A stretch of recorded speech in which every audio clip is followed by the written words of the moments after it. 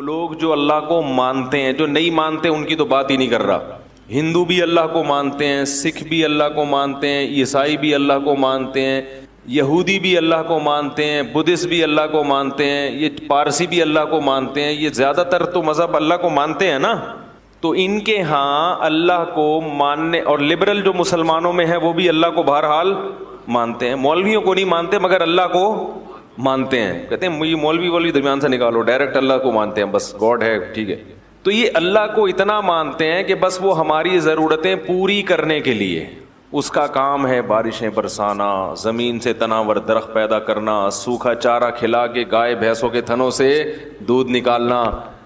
ہے بھائی، ہم جب پیدا ہوئے تو ہمیں ماں کی نعمت دی، ماں کی چھاتیوں میں دودھ پیدا کیا، باپ کی محبت دی. جب بالغ ہوئے، جوان ہوئے تو اس نے ہمارے لیے جوڑے پیدا کیے جن سے ہم نے نکاح کیا، ہمیں اولادیں دیں، ہمیں بزنس دیا، کاروبار دیا. اللہ بہت بڑا ہے. آگے بھائی وہ اللہ کی کیا ڈیفینیشن، بس اتنا ہی ہے بھائی. اس سے آگے ہم اللہ کو معاذ اللہ فری کرانے کے لیے ان کی اپنی زبان میں بات کر رہا ہوں، اس سے زیادہ اللہ کو پروٹوکول دینے کے لیے تیار نہیں ہے. ہندو بھی مانتا ہے اللہ، عیسائی بھی مانتا ہے اللہ، اور جو تھوڑی بہت اللہ کی عبادت بھی کرتے ہیں نا وہ بھی اپنے مطلب کے لیے. بھائی ہندو لوگ مندر میں کیوں جاتے ہیں؟ بھگوان کی پوجا کرنے کے لیے نا. تو اس کا مقصد بھی کیا ہوتا ہے؟ کسی نے بتایا ہوتا ہے، پنڈت جی نے، یہ والا بھگوان تمہارا یہ والا کام کرے گا. آئی بات سمجھے؟ وہ کیا کرے گا؟ یہ والا کام. سیٹنگ ہو رہی ہے، شادی نہیں ہو پا رہی، تو وہ والے بھگوان کے پاس جاؤ، اس کو تربوز چڑھاؤ. آئی بات سمجھے؟ یا ناریل چڑھاؤ، کچھ کرو اس کو کوئی تربوز چڑھاتے ہیں، کوئی پتہ نہیں تربوز چڑھاتے نہیں چڑھاتے، لیکن ناریل تو سنا ہے کہ کیا خیال ہے. تو یہ چیزیں اس کو چڑھاؤ گے تو وہ آپ کے کیا کرے گا؟ کام آئے گا. جبکہ اسلام نے جو عبادت کا تصور دیا ہے اس میں اللہ آپ کے کام آئے یا نہ آئے، نماز آپ کو بہرحال پڑھنی. لطیفہ پرانا ہو گیا، میں سنا دیتا ہوں دوبارہ، بہت پرانا ہو گیا لیکن نئے نئے لوگ بھی آ رہے ہیں نا. کئی بار سنا چکا ہوں تو پرانے لوگ ہیں وہ بور ہوں گے، لیکن سبق بہت ہے اس میں. ایک دیہاتی آدمی نماز نہیں پڑھتا تھا. کیا نہیں کرتا تھا؟ اسے مولوی صاحب نے کہا نماز پڑھا کر. اس نے کہا کہ اگر میں نماز پڑھوں گا نا تو میری گائے بھینسوں کی رکھوالی کون کرے گا؟ مولوی صاحب نے کہا دیکھ، نماز پڑھنے سے رزق میں برکت ہوتی ہے. تو نماز جب پڑھے گا تو تیری بھینسیں اور زیادہ دودھ دیں گی، کیونکہ اللہ کی عبادت سے برکت ہوگی. تو ایک دن اس نے کہا چلو ٹرائی کرنے میں کوئی حرج نہیں ہے. فجر کی نماز پڑھی، گھر گیا تو ایک بھینس مر گئی. بھینس کیا ہو گئی؟ اس نے کہا یہ کیا ڈرامہ ہے یار. مولوی صاحب کے پاس آیا کہ آپ نے تو کہا تھا بھینسیں دودھ دیں گی، میری تو بھینس مر گئی. مولوی صاحب نے کہا اصل میں اللہ تمہارا امتحان لے رہا ہے کہ تم کتنے مضبوط ہو ایمان میں. تو ایک دو ہوگا پھر اس کے بعد ڈبل ہو جائے گا دودھ. اس نے کہا چلو ٹھیک ہے. ظہر میں آیا، گیا، دوسری مر گئی. پھر امام صاحب کے پاس آیا. امام صاحب نے کہا ابھی امتحان کی کچھ کڑیاں کیا ہیں، سخت کڑیاں ہیں، اور یہ ابھی کچھ گھڑیاں باقی ہیں امتحان کی. پھر آ گیا، عصر پڑھنے گیا تو ایک اور بھینس مر گئی. تو ایک کٹا ہوتا ہے نا بھینس کے چھوٹے چھوٹے بچے، وہ بہت شور مچا رہا تھا. تو یہ اس کو کہتا ہے زیادہ شور نہیں مچا، تو خالی 2 نفل کی مار ہے. تو کیا ہے؟ یعنی تیرے پیرنٹس کو مارنے کے لیے نا 4 فرض پڑھنے پڑے ہیں. وہ بڑے بڑے بھینسے تھے، تو اتنا سا ہے 2 نفل پڑھوں گا اور مر جائے گا. وہ کیوں نماز پڑھ رہا تھا؟ دانت میں کچھ پھنسا ہوا ہے. اس کے ذہن میں یہ بات بیٹھ گئی تھی کہ بھائی عبادت کرنے سے رزق میں برکت ہوگی.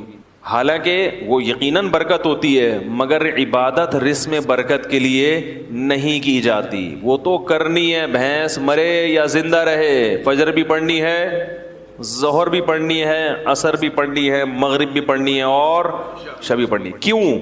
اس لیے نہیں کہ رزق میں برکت ہو. ہم نماز اس لیے تھوڑی پڑھتے ہیں، اس لیے کہ جو کھلا رہا ہے پالیسی بھی اسی کی چلے گی. وہ جب کھلا رہا ہے اور نعمتیں دے رہا ہے تو جب عبادت کے لیے بلائے گا ہمیں اور آپ کو جانا پڑے گا، چاہے ہمارا فائدہ ہو یا ہمارا نقصان ہو. میں نے جمعے کے بیان میں ایک واقعہ سنایا تھا نا کس سابق حکومت کا، کہ پنجاب میں کو ایجوکیشن سسٹم شروع کر دیا. جب کو ایجوکیشن سسٹم شروع کیا ہے تو علماء گئے وزیر اعلیٰ کے پاس کہ بھئی یہ کیا ڈرامہ شروع کر دیا تم نے. حکومت نے کہا تھا ہمارے پاس فنڈ نہیں ہے الگ الگ اسکولوں کا. تو پھر وہ حکومت نے بتایا علماء کو کہ فنڈ کا مسئلہ نہیں ہے، باہر سے مدد آتی ہے، ان کی یہ ریکوائرمنٹ ہے، ان کا یہ کہنا ہے کہ الگ الگ اسکول نہیں بناؤ، لڑکے لڑکیوں کو ساتھ بیٹھاؤ. تو علماء بڑے حیران ہوئے، یار یہ کیا کر رہے ہو؟ تو پھر وہ حکومت نے کہا کہ جن کا کھاتے ہیں پالیسی بھی اسی کی چلے گی. بھائی پیسے وہ اسی شرط پہ دے رہے ہیں. تو عجیب بات ہے، یہ آئی ایم ایف سے قرضہ لیتے ہوئے یہ بات سمجھ میں آتی ہے، امریکہ برطانیہ سے پیسے لیتے ہوئے یہ بات سمجھ میں آتی ہے ہیں بھائی، لیکن اللہ سے چیزیں مانگتے ہوئے اور اللہ کی چیزیں کھاتے ہوئے یہ بات سمجھ میں نہیں آتی. وہاں کہتے ہیں اللہ کھلائے گا مگر پالیسی کس کی چلے گی؟ بولو بھائی، ہماری چلے گی. قانون کس کا چلے گا؟ ہمارا چلے گا. اصل بات کیا ہے؟ سب کو پتا ہے کہ جتنا اللہ سے کھا رہے ہیں اتنا آئی ایم ایف سے نہیں کھا رہے، لیکن بات یہ ہے کہ وہ لوگ فوراً پکڑتے ہیں اور اللہ فوراً نہیں پکڑتا. میں ذرا یہ دانت صاف کر لوں ورنہ یہ مسلسل جب مجھے پریشان کرتا رہے گا. وہ کہنے لگے کہ کھلاتے وہ ہیں تو پالیسی کس کی چلے گی؟ بولو بھائی، ہماری. تو اللہ تعالیٰ کے کہ ہم کھاتے ہیں مگر اس کے احکام پر عمل نہیں کرتے، اس کی پالیسیوں کو فالو نہیں کرتے. اس کی وجہ یہ ہے کہ دنیا میں جب کسی سے آپ قرضہ لیتے ہیں تو وہ قرضہ روک لیتا ہے اگر اس کی پالیسیوں پہ آپ نہیں چلو گے. جبکہ اللہ کی عادت یہ ہے کہ قرآن میں اللہ نے فرمایا کلن نمد ہؤلاء وہؤلاء، ہم پالیسیوں کو فالو جو کر رہا ہے اس کو بھی کھلائیں گے اور جو نہیں فالو کر رہا اس کو بھی کھلائیں گے. وما کان عطاء ربک محظورا، تیرے رب کی عطا سے کوئی بھی دنیا میں محروم نہیں رہے گا. کیونکہ اگر اللہ نافرمان سے رزق کو روک لیتے تو دنیا میں پھر کوئی بھی نافرمان نہ ہوتا، پھر لوگ مجبور ہو کے اللہ کی عبادت کرتے اور اللہ کو ایسی عبادت پسند نہیں ہے. بات آ رہی ہے سمجھ میں؟ اللہ کو ایسی عبادت نہیں پسند. ایسی قربانی، یہ قربانی نہیں ہے نا، یہ قربانی ہے ہی نہیں. وہ تو آپ جب دیکھ لو سب کچھ. مشرکین یہ کہا کرتے تھے کہ ہمیں اللہ کا عذاب دکھائیں جس عذاب کا آپ وعدہ کرتے ہیں. تو اللہ نے کیا فرمایا؟ اگر عذاب دیکھ لیں گے پھر ایمان لائیں گے تو وہ ایمان مقبول، بولو بھائی، نہیں ہوگا. عذاب دیکھنے کے بعد ایمان لاؤ گے تو پھر تو وہ تو سب کو وہ تو کہتے ہیں نا بھائی تمہارے تو اچھے بھی مانیں گے. پھر کیا خیال ہے بھائی؟ پھر تو سب مانیں گے. پھر تو ہندو بھی ایمان لائے گا، عیسائی بھی ایمان لائے گا، کیونکہ اپنے مفاد تو سب کو محبوب ہوتے ہیں. یہاں آزمائش ہے کہ غیب کے پردوں میں ڈال دیا اور اپنی نعمتوں کی بارشیں برسا دیں. آئی ایم ایف اتنا قرضہ نہیں دیتا جتنا ہمیں اللہ کھلاتا ہے فری میں. یہ پانی جو ٹنوں منوں آسمانوں سے برستا ہے، اتنا پانی اگر اللہ اس کا بل مانگنا شروع کر دے تو آئی ایم ایف کے بس میں بھی نہیں ہے کہ یہ اللہ کو اس کا بل پے کرے. ایک بادل جو چھوٹا سا ٹکڑا ہوتا ہے نا بادل کا، ٹنوں منوں وزن ہوتا ہے اس کے اندر ہزاروں پانی کے ٹینکر ہوتے ہیں جو ایک بادل کا چھوٹا سا ٹکڑا لے کے سفر کر رہا ہوتا ہے. یہ جو ہمیں آسمان پہ کالے بادل نظر آتے ہیں نا، چھوٹے چھوٹے ٹکڑے، یہ ہمیں چھوٹے لگتے ہیں، حقیقت میں یہ چھوٹے نہیں ہیں. ماہرین کہتے ہیں کہ بادل کا ایک ٹکڑا اگر ایک جگہ کھڑے ہو کر برسنا شروع کر دے پورے شہر کو تباہ کرنے کے لیے کافی ہے. یہ جو چھوٹے بادل کے ٹکڑے ہوتے ہیں کراچی کے اوپر سے گزرنے بارشوں میں، تو اگر یہ کھڑے ہو کے کراچی پہ برسنا شروع کر دیں کہ بھائی چلو اب یہیں پورے خالی ہو جاؤ، پورے خالی کہاں ہو جاؤ؟ ادھر ہی، تو ہم پورے بھر جائیں گے، پھر ہم تیر رہے ہوں گے، پھر تباہ ہو جائے گا سب کچھ. چھڑکاؤ ہے ہلکا ہلکا. یہ کیا ہے؟ ہلکا ہلکا. معصرات کہا ہے اللہ نے، نچڑنے والے بادل تھوڑا تھوڑا نچڑتے ہوئے جا رہے ہوتے ہیں، ہلکا ہلکا چھڑکاؤ کرتے ہیں اور ہوا ان کو دھکیل دیتی ہے کہ بس بہت ہو گیا، آگے نکلو آگے، ایک ہی جگہ پہ نہیں برس جانا، کیونکہ اتنا پانی ہے کہ یہ کراچی والے افورڈ نہیں کر پائیں گے، تباہ ہو جائیں گے یہ سب. وہ تھوڑا سا چھڑکاؤ میں ہی آپ دیکھو حال کیا ہوتا ہے. کیا خیال ہے؟ اسی میں لوگ تیرنا، کھارا در غائب ہو جاتا ہے، کھارا در اخبار میں آتا ہے. پھر ہے بھائی ایسا ہی ہوتا ہے نا کراچی میں، جب زیادہ بارشیں ہو جائیں گلستان جوہر مارکیٹ سے شارٹ، ایسا ہی ہوتا ہے. جو بھی نشیبی علاقے ہیں وہ بالکل ڈوب جاتے ہیں، اتنا پانی اتنے بڑے شہر میں برستا ہے. فَسَلَكَهُ يَنَابِيعَ فِي الْأَرْضِ، یہ رب کی سخاوت ہے جو جوش مارتی ہے. اور پھر اللہ فرماتے ہیں اس پانی کو ہم زمین پہ برسا کے زمین کو طاقت دیتے ہیں. وہاں سے چارہ پیدا ہوتا ہے. پھر زمین کی دراڑوں میں جہاں بھی زمین کو جگہ نظر, پانی کو جگہ نظر آتی ہے نا, سوراخ کہیں بھی, پانی اس میں داخل ہوتا ہے. پھر مٹی میں اللہ نے فلٹر لگائے ہوئے ہیں, وہ فلٹر پانی کو ایسا صاف کرتے ہیں جراثیم سے کہ ہزاروں سال بعد بھی مٹی سے پانی نکالو تو وہ آپ کو بالکل تازہ ملے گا پانی, اس میں ذرہ برابر بھی خرابی پیدا نہیں ہوگی. اور پھر اس پانی کو جب زمین میں داخل کرتے ہیں تو کرتے کرتے ایک جگہ جا کے اس کو بریک لگا دیتے ہیں کہ بھائی اس سے زیادہ نیچے مت جانا, کیونکہ انسان کے لیے اس کو زمین میں اسٹور کیا ہے, لہذا اتنا نیچے مت جانا کہ انسان کی دسترس سے باہر ہو جائے. تو ابھی ہم کنویں کھود کھود کے پانی, بولو بھائی, نکالو, جتنا نکالو اتنا اور آ جاتا ہے, اور آ جاتا ہے, اور آ جاتا ہے. یہ کیا ہے سب؟ KPK میں بعض زمینوں پہ گیا, وہاں ٹیوب ویلیں لگی ہوئی ہیں, پانی آ رہا ہے اور وہ کھیتیاں اس سے آباد ہو رہی ہیں. میں نے پوچھا یار یہ پانی تو میں تو 2 دن سے ہوں, 2 دن سے پانی نکلتا ہوا دیکھ رہا ہوں آپ. انہوں نے کہا آپ 2 دن سے, ہم 40 سال سے دیکھ رہے ہیں. 40 سال سے کیا ہو رہا ہے؟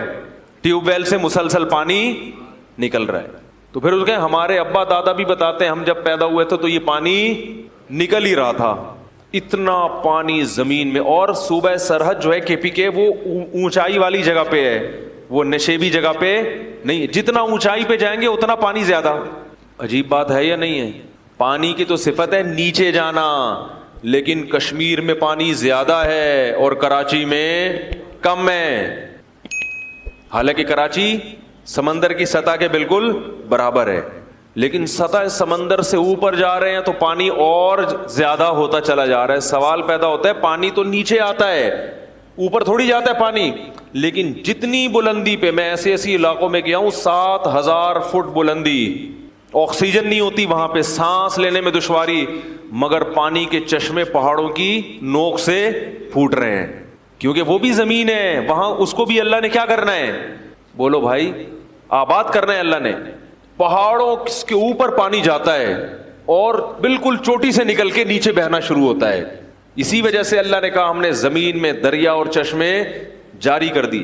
پھر پانی کا ایک الگ سسٹم ہے, جیسے بالکل ہم لوگ چیزیں اسٹور کرتے ہیں نا بھائی, جیسے ہم بقرعید کے گوشت سے حلیم پکاتے ہیں نا محرم میں, میں تو نہیں پکاتا, یہ لوگ پکاتے ہیں, تو وہ کہاں اسٹور کرتے ہیں؟ فریج میں. کیا خیال ہے بھائی؟ کیونکہ محرم میں پھر کہاں سے ملے گا اتنا گوشت, تو لوگ بقرعید کے گوشت کو کیا کر دیتے ہیں؟ اسٹور کر دیتے ہیں, جو محرم میں اسی سے حلیم پکے گا, تو فریز کر دیا جاتا ہے نا. ایسے ہی گرمیوں میں پانی کی ضرورت زیادہ ہوتی ہے, تو اللہ تعالیٰ کیا کرتے ہیں کہ جو ٹھنڈے علاقے ہیں وہاں پانی کو برف کی شکل میں اسٹور کر دیتے ہیں. نہیں آ رہی میرا خیال ہے؟ قرآن نے اس کا بھی تذکرہ کیا کہ آسمان سے برف نازل ہوتی ہے, وہ برف کے بڑے بڑے پہاڑ, وہ سب کیا ہے؟ قدرتی فریج ہے جس میں کوئی ڈور نہیں ہے, دروازہ نہیں ہے, کوئی بجلی نہیں دینی پڑ رہی اس کو. وہ اللہ تعالیٰ آسمان سے ہی برف بنا کے اس کو زمین پہ, بولو نا بھائی, نازل کر کے بڑے بڑے تودے گلیشیئر بنا دیتے ہیں. وہ گلیشیئر اسٹور ہو جاتے ہیں, بالکل صاف ستھرا پانی ہوتا ہے, وہ ایک دم نیٹ کلین پانی, صاف ستھرا. وہ پانی بڑے بڑے گلیشیئر کشمیر میں اور K2 کی پہاڑیوں پہ ادھر کیا ہو جاتے ہیں؟ پورے پورے برف کے پہاڑ بن جاتے ہیں. پھر کیسا بہترین نظام ہے, ایسا نہیں ہوتا ایک دم دھڑام سے پہاڑ پگھل جائیں, نا نا نا نا. جیسے جیسے گرمی آتی ہے تھوڑا تھوڑا پانی پگھلنا, وہ پانی پگھل کے پہلے چھوٹی چھوٹے چشموں میں, پھر نہروں میں, پھر بڑے بڑے دریاؤں میں, پوری دنیا کو سیراب کرتا ہوا کہاں سے چلتا ہے اور کدھر سمندر میں آ کے, بولو بھائی, گرتا ہے. پھر وہ یہ سب کو سیراب کرتا ہوا ہے, کیونکہ اللہ کو پتا ہے پوری دنیا کو آباد کرنا ہے, میں نے سب کو سیراب کرتا ہوا. وہ سر جانور بھی پی رہے ہیں, انسان بھی پی رہے ہیں, کپڑے بھی دھل رہے ہیں, ڈبکیاں بھی لگ رہی ہیں, اس میں مچھلیاں بھی پیدا ہو رہی ہیں, ان مچھلیوں کو خوراک بھی مل رہی ہے, شکار بھی ہو رہا ہے, اور اس سے جو جنگلات ہیں ان کو بھی پانی مل رہا ہے. پھر اس سے جناب گندم کی کھیتیاں بھی سیراب ہو رہی ہے. سندھ کے پورے باغات انہی نہروں سے, تو وہ جو آ رہی ہیں وہاں سے, انہی نہروں کو کاٹ کاٹ کے پورے پورے باغات کو سیراب کیا جاتا ہے. وہ پانی ہوتے ہوتے ہوتے ہوتے سمندر میں آ کے گرتا ہے. پھر سورج اس پانی کو پکاتا ہے, سمندر کے پانی کو دوبارہ پکاتا ہے. پھر وہ میٹھا پانی دوبارہ بادلوں میں جاتا ہے. پھر وہ منو ٹن بھرے ہوئے بادل, اللہ ہوا کو کہتا ہے چل بھائی واپس چل, جہاں سے آیا تھا ادھر واپس، پھر وہ وہاں جا کے برسے گا، کچھ تو لیکوڈ مائع کی شکل میں برسے گا اور کچھ برف بن کے جو بہہ جائے گا اور پھر برف بن کے آہستہ آہستہ پگھلتا رہے گا۔ اللہ تعالیٰ پوری دنیا کو آدم علیہ السلام کے زمانے سے پانی پلاتے چلے آ رہے ہیں، یہ پانی کم ہونے کا نام نہیں لے رہا۔ اتنا زبردست سسٹم ہے نا بارش کا۔ ایک سائنسدان نے کہا ہے کہ یہ جو بارش کا نظام ہے نا، یہ اتنا پیچیدہ اور اتنا دلچسپ نظام ہے کہ یہ نظام خود بخود وجود میں نہیں آ سکتا۔ یہ غیر مسلم کے الفاظ ہیں، اور ہمارے یہاں کیا کہتے ہیں؟ پانی ختم ہو رہا ہے، نسل کو بولو بھائی روکو، پانی ختم نہیں ہو رہا۔ یہ الو بنانے کی باتیں ہیں، کیونکہ پانی ختم جب ہوگا جب وہ فنا ہو رہا ہو۔ پانی ایک حالت سے دوسری حالت میں تبدیل ہو کے بالآخر کہاں جاتا ہے؟ سمندر میں، پھر دریا۔ وہ سارا سائیکل ہو رہا ہے، یہ پورا چکر ہے، یہ ضائع ہوتا ہی نہیں ہے۔ اور کتنے لاکھوں گیلن، کروڑوں گیلن پانی سمندروں میں ضائع ہو رہا ہے۔ تو ہماری حکومتیں اپنی سستی کہ بھئی پانی کو اسٹور کرنے کا کوئی انتظام نہیں ہے، ڈیم بنانے کی بات کرو تو سیاسی جھگڑے، کیا خیال ہے؟ تو پانی کو اسٹور کرنے کا خود کا کوئی انتظام ہے نہیں، اور ڈال دیتے ہیں کس پہ؟ کہ نسل روکو۔ آئی بات سمجھ؟ یہ ایسے ہی جیسے گھر میں کوئی سست باپ ہونا، سست باپ، ٹھیک ہے نا، بیگم نے اپنے سسرالیوں کو بلا لیا، اپنے میکے والوں کو دعوت کے لیے۔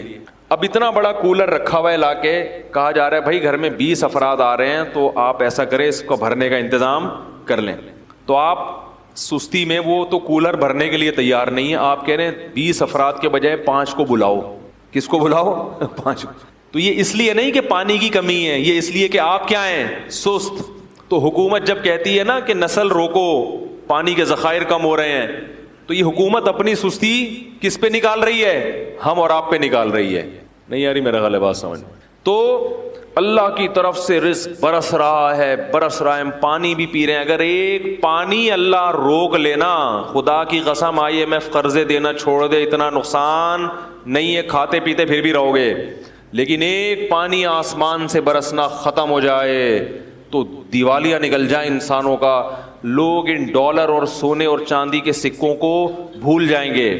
اکثر میں ایک واقعہ بیان میں سناتا ہوں، ایک بادشاہ نے ایک بزرگ سے کہا کہ میں آپ کو اپنی آدھی سلطنت گفٹ میں دینا چاہتا ہوں۔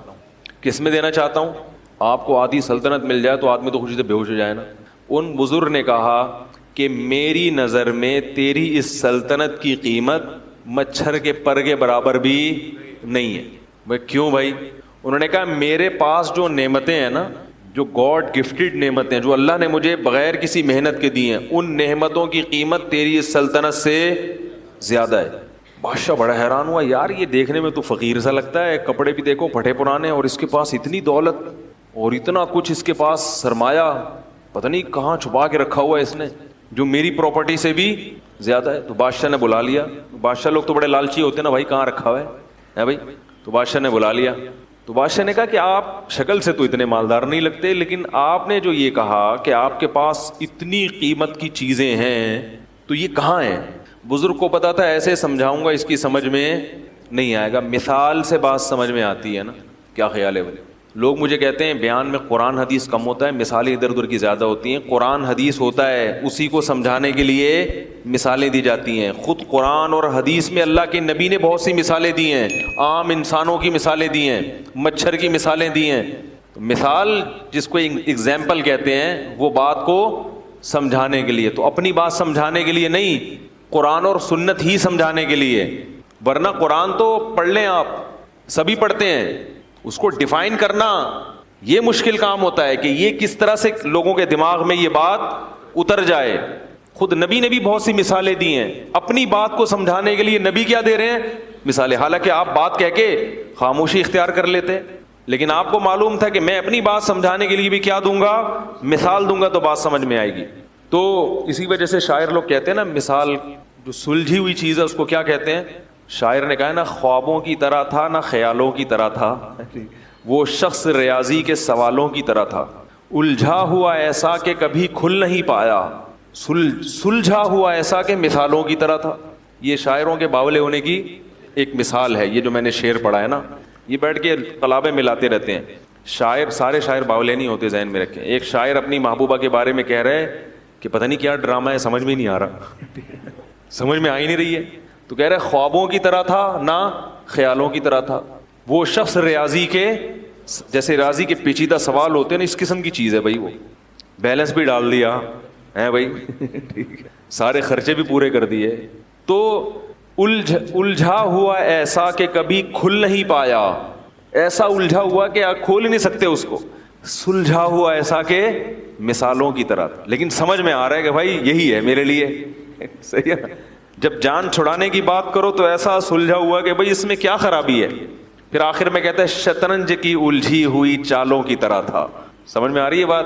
نہیں آ رہی تو یہ زیادہ اچھا ہے. اس قسم کی باتیں سمجھ میں آئیں تو خطرناک ہے, نہ سمجھ میں آئے تو زیادہ اچھا ہے. خیر, تو مثال سے بات سمجھ میں آتی ہے. کیا کہہ رہا تھا میں؟ ابے وہ مثال دینے لگا تھا, وہ ذہن سے نکل. ابے والد کی پالیسی تو بہت پرانی ہو گئی. بادشاہ, ہاں, تو ان بزرگ نے بادشاہ کو مثال سے سمجھایا. وہ بادشاہ بزرگ سے کہہ رہا تھا نا کہ بھائی کی کون سی چیز ہے, تو ان بزرگ نے بادشاہ سے کہا کہ بادشاہ سلامت, ایک مثال ہے, اور مثال اکثر فرضی ہوتی ہیں.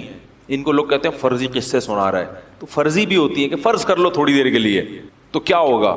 تو انہوں نے کہا کہ بزرگ نے کہ فرض کرو بادشاہ سلامت آپ کو پیاس لگ رہی ہے, ایک پیالہ پانی آپ کے پاس رکھا ہوا ہے, لیکن آپ کو ایک بیماری لگ گئی کہ وہ پانی جب آپ پیتے ہیں تو الٹی ہو کے نکل آتا ہے. وہ پانی الٹی ہو کے, اب پوری ایڑی چوٹی کا زور لگا لیا مگر وہ پانی حلق میں گھسنے کے لیے تیار نہیں, ایسی بیماری لگ گئی.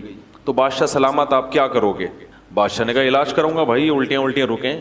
وہ کون سی گولی آج کل آ رہی ہے الٹیوں کی مشہور, وہ گرینیٹ کچھ اس طرح, گریوینیٹ کھاؤں گا. اس زمانے میں جو بھی گریوینیٹ ٹائپ کی چیز ہوتی تھی, بھائی الٹی روکنے کے لیے گریوینیٹ کھاؤں گا, یہ کھاؤں گا, وہ. اس نے کہا سب کچھ کر کے دیکھ لیا مگر فائدہ نہیں ہو رہا.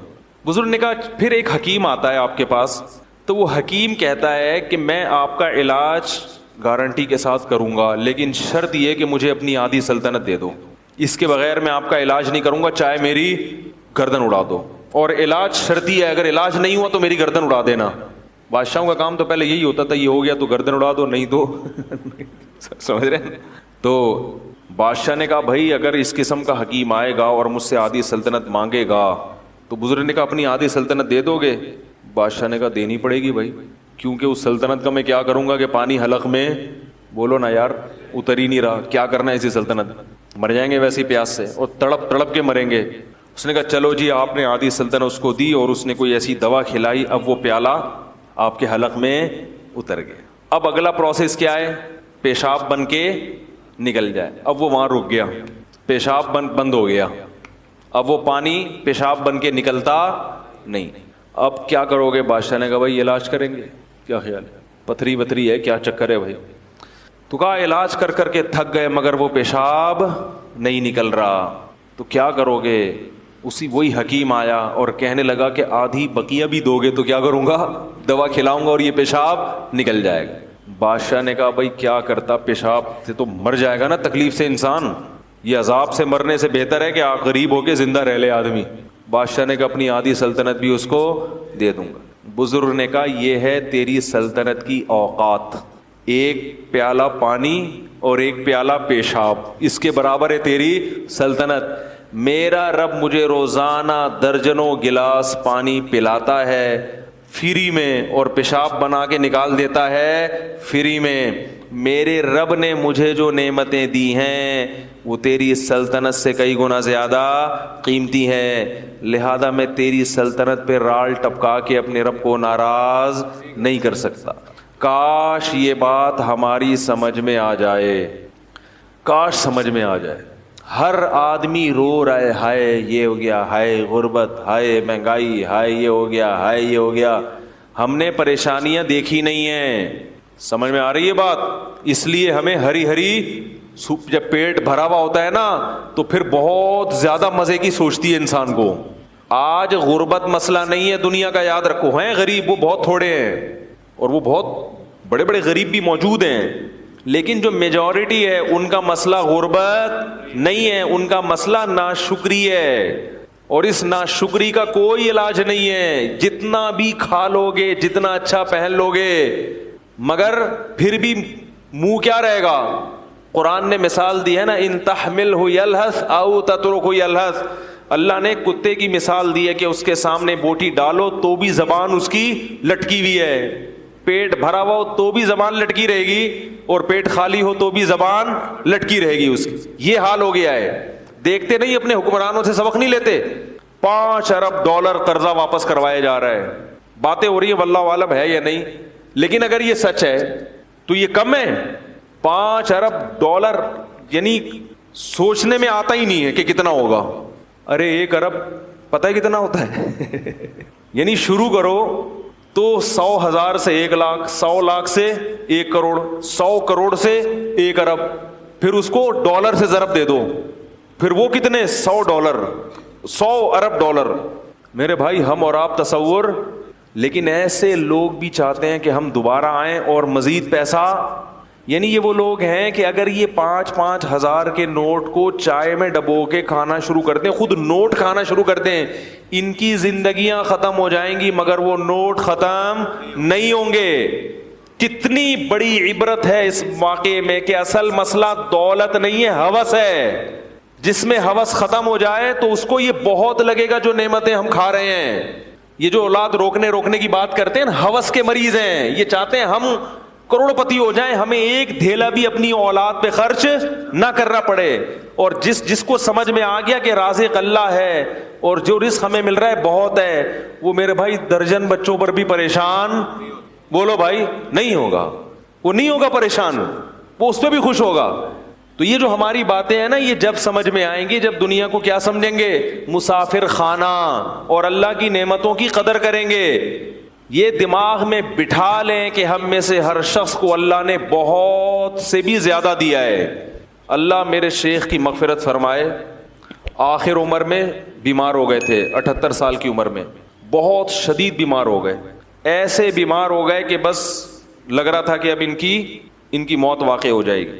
حضرت کا چہرہ بہت کھلا رہتا تھا. جو حضرت سے کو ملے ہیں نا، ہمارے شیخ کے ساتھ رہے ہیں، بڑے بزرگ تھے، ان کا چہرے پہ بڑی رونق تھی، ہر وقت خوش رہتے تھے. غم صرف ایک آخرت کا تھا، ان کو چہرے پہ سرخی تھی ان کے. بڑا اللہ نے ان کو چہرہ بھی نورانی دیا اور اعمال تو ایسے کہ گناہ کا تصور بھی نہیں کر سکتے تھے. وہ اتنے تقویٰ ان کا مشہور تھا. 60 سال غربت میں گزارے انہوں نے. کتنے؟ اور ایسی غربت کہ انڈا خریدنے کے پیسے، بولو بھائی، نہیں. یہ واقعہ حضرت جب سناتے تھے تو فرماتے تھے مجھے ڈر لگتا ہے کہیں یہ واقعہ بیان کرنے سے ناشکری نہ ہو جائے، کہ اللہ یہ نہ کہے کہ تو غریب تو تھا نہیں تو اپنی غربت بیان کیوں کر رہا ہے. فرماتے تھے اس لیے بیان کر رہا ہوں تاکہ آپ لوگوں کو عبرت ہو کہ میں 2 وقت کی جو روٹی ملتی تھی دال کے ساتھ، اس کو اللہ کی بہت بڑی نعمت سمجھتا تھا. ذاتی گھر کا تو تصور بھی نہیں کر سکتے تھے وہ. ان کی اہلیہ بیمار ہوئیں، ڈاکٹر کے پاس لے گئے. ڈاکٹر نے کہا ان کو پھل فروٹ کی ضرورت ہے، کیا کھلاؤں؟ بولو بھائی، پھل فروٹ. حضرت فرماتے ہیں میری جیب میں پھلوں کے پیسے نہیں تھے. سمجھ میں آ رہی ہے بات؟ پھلوں کے پیسے، اگر ہم میں سے کسی جیب میں پھل کے پیسے نہ ہو، پھر لوگ اس کو تانا دیں گے جب تیرے پاس اتنے پیسے شادی کیوں کی تو نے؟ وہ بچہ پیدا ہونا تو پھر اور ہی عجیب بات ہے. بھائی نکاح تو کرنا ہے چاہے پیسے ہوں یا نہ ہو. ایسی عورت سے کرو جو آپ کے ساتھ کمپرومائز کرے. ایسی نہیں مل رہی پھر صبر کرو. اولاد بھی ہوگی، سب کس پہ توکل کرنا ہے؟ یہ تو اللہ کا حکم ہے. فرماتے ہیں انڈے بیچنے والا آتا تھا محلے میں، تو ایک دن ہمارے گھر آیا، دروازہ بجایا کہ آپ کتنے انڈے لیں گے روز؟ ٹھیک ہے. حضرت فرمایا میں نے کہا کہ ہمارے ہاں انتظام ہے. گول مول بات کی، یہ نہیں کہا کہ میرے پاس تو پیسے ہی نہیں ہے، تو اپنی غربت کیوں کسی کے سامنے ظاہر کریں. فرمایا میں اپنے آپ کو اس وقت سیٹھ سمجھتا تھا. کیا سمجھتا تھا؟ سیٹھ. فرمایا تھوڑا سا عام آبادی سے ہٹ کے رہتا تھا میں، یہ دکھانے کے لیے کہ میں کیا ہوں، میں غریبوں میں ٹھیک ہے، غریبوں میں نہیں رہوں گا میں. حالانکہ کہتے ہیں سب سے زیادہ غریب میں ہی تھا محلے میں. اتنے خوش. تو بیگم کو سیب کھلانے کے پیسے نہیں تھے. فرماتے ہیں میں نے کہا بھائی ڈاکٹر اپنے حساب سے تو صحیح کہہ رہا ہے، اس کا علم تو یہی کہہ رہا ہے کہ بھائی سیب ضروری ہے، کھجور ضروری ہے، لیکن میرے پاس پیسے نہیں ہیں، تو اس کا مطلب ہے میری بیوی کے لیے ضروری، بولو بھائی، نہیں. اگر ضروری ہوتا تو اللہ مجھے پیسے دیتا. اللہ کو یہ طاقت حاصل ہے کہ وہ سیب کے بغیر بھی آئرن کی کمی پوری کر دے. لیکن اہلیہ بھی تھی ساتھ دینے والی. کوئی اور ہوتی گریبان پکڑ دی. جب تیرے پاس پیسے نہیں تھے تو رشتہ لینے آیا کیوں تھا؟ جب تیرے پاس سیب کے پیسے نہیں تھے ہیں تو انہوں نے بھی توکل کیا, بھائی میرے میاں کا جو کچھ ہے وہ مجھ سے چھپاتے.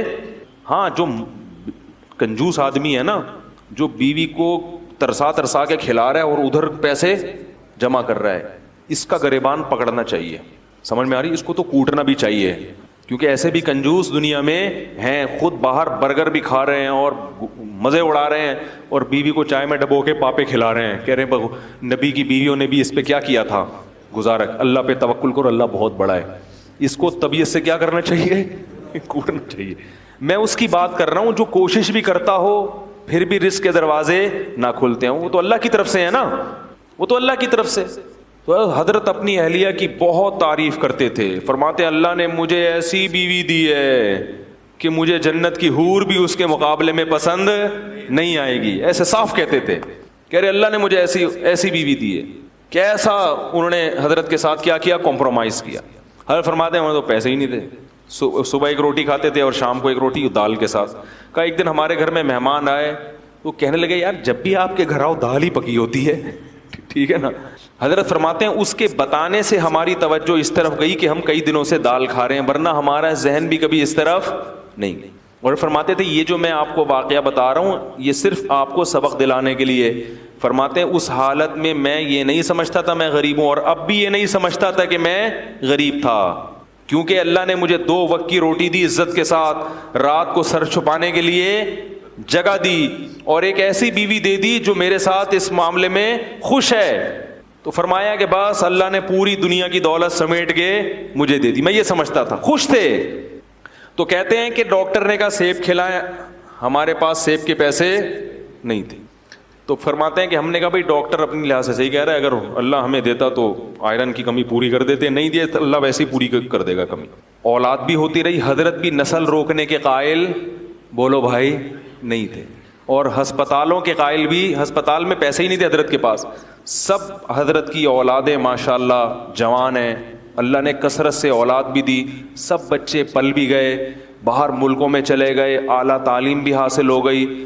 حضرت کا انتقال ہو گیا, مگر پیرانی صاحبہ جو ہماری ہیں حضرت کی اہلیہ وہ اب بھی الحمدللہ زندہ ہیں. 90 سال سے اوپر شاید ان کی عمر ہو گئی ہو, نہیں آ رہی میرے خیال بات.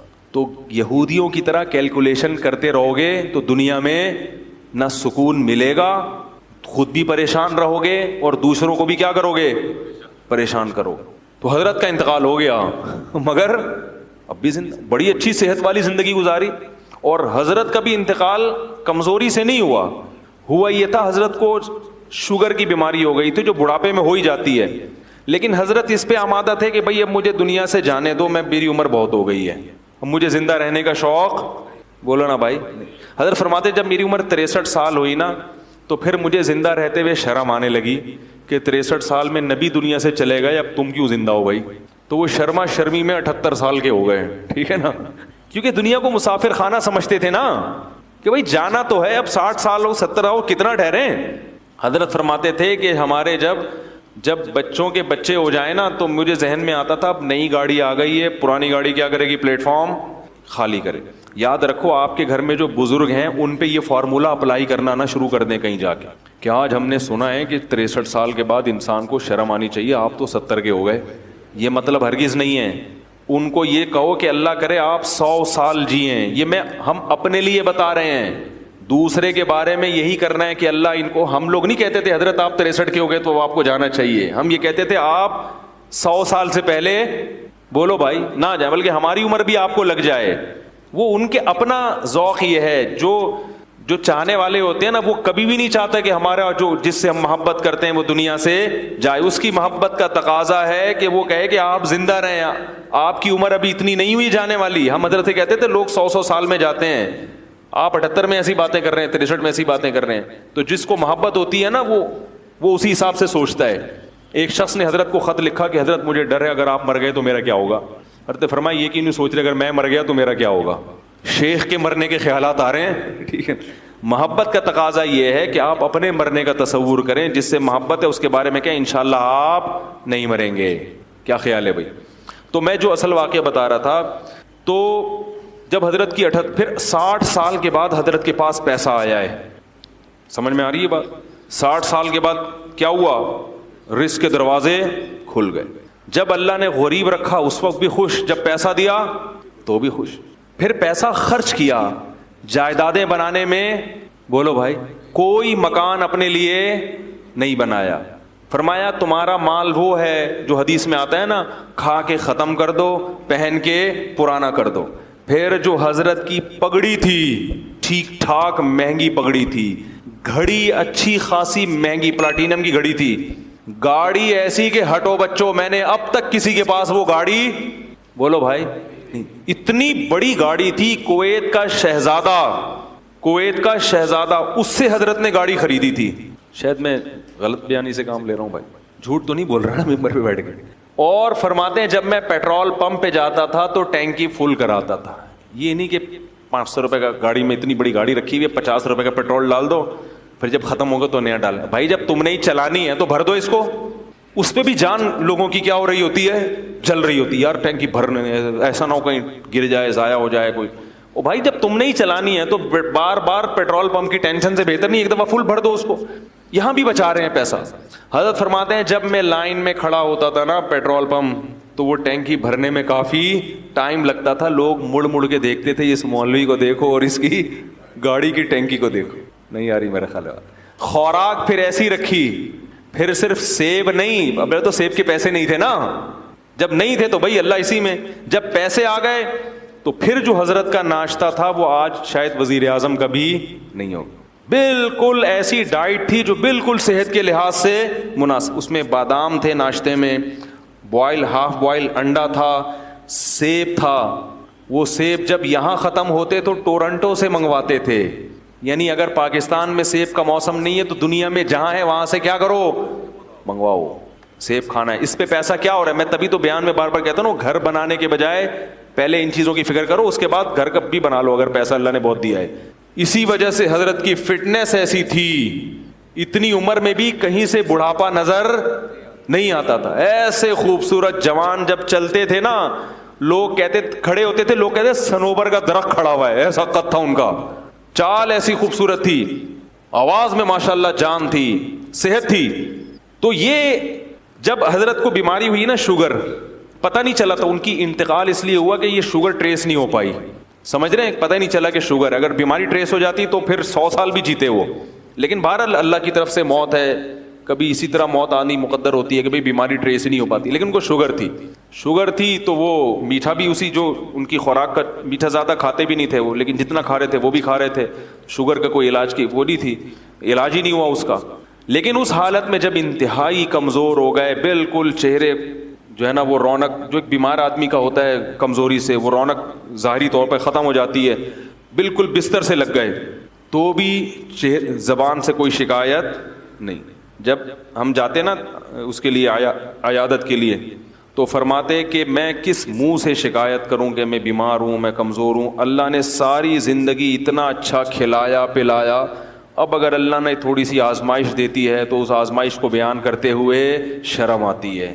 سمجھ میں نہیں آ رہی میرا خیال.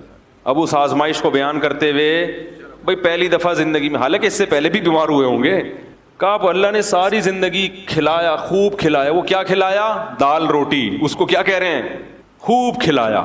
حضرت کے بچے جب جوان ہونے لگے تو حضرت کو فکر ہوئی ان کی شادیاں کرنی ہے, جبکہ گھر اتنا چھوٹا ہے کہ اس میں کمرے ہیں ہی نہیں. ہماری طرح نہیں کہ اب تو کرنا تو ہے ہی نہیں, کرنی تو ہے ہی نہیں, کماؤ پیسہ لاؤ پیسہ ہے بھائی. حضرت کو فکر ہوئی بیٹے جوان ہو رہے ہیں تو اب کیا کرنی ہے, شادیاں. لیکن اب یہ کہ گھر میں جگہ نہیں ہے, تو حضرت نے ہمیں کمرہ دکھاتے تھے. میں نے کہا ایک اوپر کمرہ ہے, ٹھیک ہے, وہ جو لحاف رکھتے ہیں نا, کیا خیال ہے, ایسی مزاح کر رہے تھے. کہا میں نے سوچا کوئی مسئلہ نہیں, ایک کو ادھر سیڑھیاں لگا کے بولوں گے چل ادھر جا اپنی بیوی کے ساتھ. لیکن فکر پھر بھی کی انہوں نے کہ بھئی شادی کرنی ہے ان کی, وہ دیکھا جائے گا شادی کے بعد کیا جگاڑ کرنا ہے, کہاں کر لے کے. تو اللہ کا شکر ان کی شادیاں بھی ہو گئیں. ان کو بھی اللہ نے بہت پیسہ دیا, وہ سب مدرسے میں وہ عالم بنے. اس کے بعد اتنا اچھی علمی استعداد تھی کہ مدینہ یونیورسٹی سے ان کو بلاوا آ گیا ان کا, مدینہ یونیورسٹی چلے گئے. وہاں سے حکومت سعودیہ کی طرف سے دوسرے ملکوں میں دورے پہ بھیج دیے گئے. وہ بھی اچھا خاصا ماشاءاللہ ان کے پاس اللہ نے رزق کے دروازے ان کے لیے کھولے. تو میں یہ کہہ رہا ہوں, دیکھو ہم لوگ ہوس کے مریض ہیں, ہم کبھی بھی خوش, بولو بھائی, نہیں رہ سکتے. ہم غیر مسلموں کے طریقے کو فالو کر رہے ہیں کہ وہ کدھر جا رہے ہیں, وہ ہر وقت نوٹ بنانے میں لگے ہوئے ہیں. ہم میں سے جس کو بھی اللہ نے دیا ہے, جتنا دیا ہے, اللہ کی قسم وہ ہماری ضرورتوں سے کئی گنا زیادہ. ہمارے حضرت بار بار یہ کہتے تھے کہ اللہ نے مجھے میری ضرورت سے کئی گنا زیادہ دیا ہے, زیادہ دیا. پھر جب بہت پیسہ آیا حضرت کے پاس تو اپنے لیے پھر بھی نہیں بنایا گھر, پھر بھی کہا میں کیا بر کروں گا گھر بنا کے, لیکن اپنی اہلیہ کے لیے ایک فلیٹ بولو بھائی خرید لیا کہ میرے مرنے کے بعد ان کے لیے کوئی انتظام ہو جائے. تو وہ بھی ہو گیا, وہ بھی جب بہت, ورنہ حضرت اس کے بھی قائل نہیں تھے, کیونکہ بچے, ماں ظاہر ہے بچوں کے پاس لیتی ہیں نا, ان کو تو الگ گھر کی ویسے بھی ضرورت نہیں ہوتی, لیکن چلو بنا لو جب اتنا اللہ نے دے دیا. باقی کیا کرتے تھے, اپنے جو صبح کا ناشتہ ہے بادام منڈا اور یہ سب, ایک دن ہم گئے تو تکا کھا رہے تھے, ٹھیک ہے نا, اچھی خوراک کھاتے تھے. تو جب شہد استعمال کرتے تھے, دودھ پیتے تھے, چائے کے قریب بھی نہیں پٹکتے تھے, کبھی بھی چائے نہیں. پان تو زہر تھا, حضرت کے سامنے کوئی پان کھا کے دکھا دے بس اس کی خیر نہیں ہے, کیونکہ انتہائی صفائی پسند تھے. ایسی صفائی اگر میں قسم اٹھا کے بولوں میں نے زندگی میں کسی میں نہیں دیکھی تو میں قسم میں جھوٹا نہیں ہوں گا. اتنی صفائی تھی, اتنی صفائی کہ انتہا ہے جس کی. ایک طالب علم اپنی ٹوپی کمرے میں بھول آیا ان کے, اس پہ تھوڑے تھوڑے پسینے کے ہلکے ہلکے کچھ نشان تھے. حضرت اس ٹوپی کو نا یوں کر کے لے کر آیا, ادھر رکھ کے, کہا مجھے چکر آ رہے ہیں اس کی بدبو سے, حالانکہ اس میں کچھ بھی نہیں, لیکن ناممکن تھا, ایسی صفائی تھی. سلیقہ ایسا تھا کہ چپل آپ ٹیڑھے میڑے نہیں رکھ سکتے تھے. ہم مدرسے میں جب چپل رکھ کے آتے تھے نا, بالکل فوجیوں کی طرح سیدھے چپل, ٹیڑھے میڑے ہو گئے تو خیر نہیں ہے. پھر ان کی خانقاہ میں جب بیٹھنے کا ٹائم آتا تھا تو حضرت کی تو چپل ترتیب سے رکھے ہوتے تھے. ایسا نہیں ہے کہ جہاں اتارو کوئی چپل ادھر جا رہی ہے ادھر جا رہی ہے, اس کا تصور نہیں تھا. گاڑی جب اپنی پارک کرتے تھے ایسی تمیز سے پارک کرتے تھے, اس کے جو ٹائر ہیں پہیے بھی کیا ہوتے تھے, بالکل سیدھے, ٹیڑھے میڑے نہیں ہوتے تھے. ہر چیز میں سلیقہ. کوئی بائک اگر گلی میں کھڑی کر دے, ذرا سی ٹیڑھی میڑھی اس کو ڈانٹ پڑتی تھی. ایسا سلیقہ, ایسی تمیز, اتنی صفائی, انتہائی درجے کی صفائی تھی. تو میرے بھائی ہمارا سب سے بڑا مسئلہ کیا ہے, ہوس. ہمارا مسئلہ غربت نہیں ہے. ہم میں سے ہر شخص کو اللہ اس کی ضرورت سے کروڑہ گنا زائد ہے. اتنا جب حضرت کو آئے نا, پھر بھی حضرت کہتے ہیں مسافر خانہ ہے, نکلنا ہے یہاں سے, جانا ہے یہاں سے. کسی نے حضرت کو فون کر کے پوچھا کہ آپ سعودیہ عمرہ کرنے گئے تھے, ابھی آپ کہاں ہیں؟ تو حضرت فرمایا میں ناظم آباد کے مسافر خانے میں بیٹھا ہوا ہوں. پھر اس نے 3 دن بعد فون کیا کہ حضرت آپ کہاں ہیں ابھی؟ انہوں نے کہا ناظم آباد کے مسافر خانے میں. اس نے کہا 3 دن ناظم آباد میں جب آپ کا ذاتی گھر موجود ہے تو 3 دن سے آپ مسافر خانے میں کیوں ہیں؟ حضرت نے فرمایا ذاتی گھر کسی کا نہیں ہوتا, جو گھر اللہ نے دنیا میں دیا ہے وہ کیا ہے, مسافر خانہ ہے. تھوڑے دنوں میں یہاں سے جانا ہے, اور واقعی تھوڑے دنوں میں وہاں سے چلے گئے.